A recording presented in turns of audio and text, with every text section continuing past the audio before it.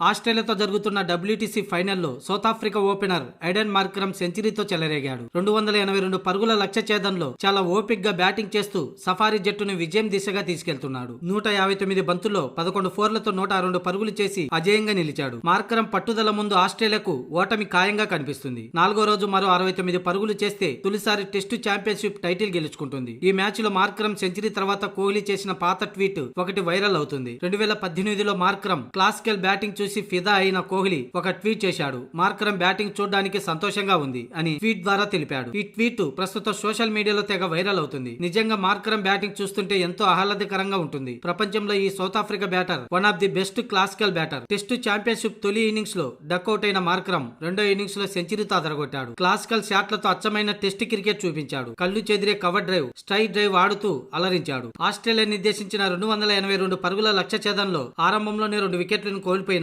Captain బౌమాతో కలిసి 3వ wicket కు అజేయంగా 143 రన్స్ జోడించి జట్టును గెలుపు ముంగిట నిలిపాడు మార్క్రమ్. ప్రస్తుతం 159 బంతుల్లో 11 ఫోర్లతో 102 పరుగులతో బ్యాటింగ్ చేస్తున్నాడు. అలాగే టెంబా బౌమా 121 బంతుల్లో 65 పరుగులతో బ్యాటింగ్ చేస్తున్నాడు. ఛాంపియన్స్ ట్రోఫీ విజేతగా నిలిచేందుకు మరో 69 రన్స్ దూరంలో నిలిచింది సౌత్ ఆఫ్రికా.